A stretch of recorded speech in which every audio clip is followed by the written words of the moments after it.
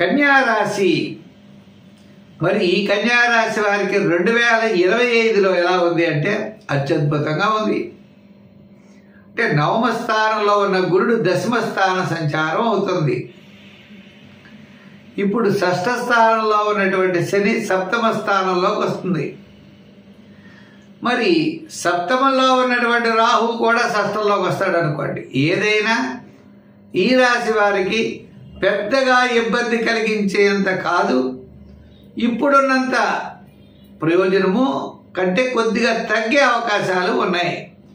అందుచేత ఈ రాశి వారు తప్పనిసరిగా ముఖ్యమైన వ్యవహారాలు అంటే ఏదైనా చేయాలి అనుకున్నట్లయితే దాన్ని మే నెల లోపలే పూర్తి చేయడానికి ప్రయత్నం చేయండి.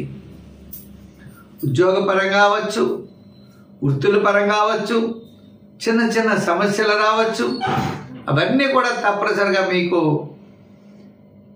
ఈ లోపల మే నెల లోపల పరిష్కారం అవుతాయి. మీ యొక్క ప్రయత్నాలు, ఆలోచనలు, విధి విధానాలు చాలా చక్కగా ఉంటాయి. 2025లో మొట్టమొదటి 6 మాసాలు యోగవంతంగాను, తరువాత 6 మాసాలు సామాన్యమైన ఫలితాలుగా చెప్పబడింది. సామాన్యమైన ఫలితాలంటే నష్టమని కాదు, మన ఆలోచనతో ముందుకు వెళ్ళాలి. ఉద్యోగస్తులు వ్రాత పనుల్లో జాగ్రత్తలు తీసుకోవాలి. రాజకీయ నాయకులకి సభలు, సమావేశాలు సామాన్యమైన ఫలితాలు ఉంటాయి. మరి మే నెల వరకు కూడా యోగవంతంగా ఉంటుంది.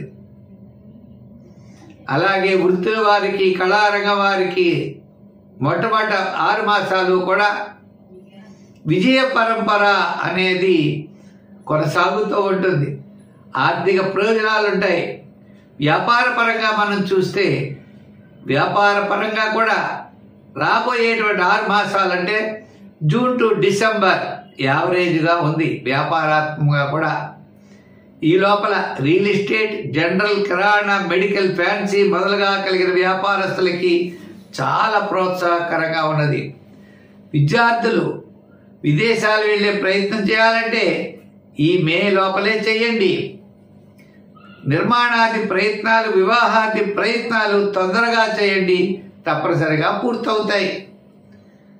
మరి ఈ రాశి వారు చేయవలసిన పని ఏమిటయా అంటే రాబోయే 6 మాసాలు అంటే మే నుండి జూన్ టు డిసెంబర్ ఏం చేయాలి ఎక్కువగా అంటే నవగ్రహ ప్రదక్షిణ చేయడం మంచిది.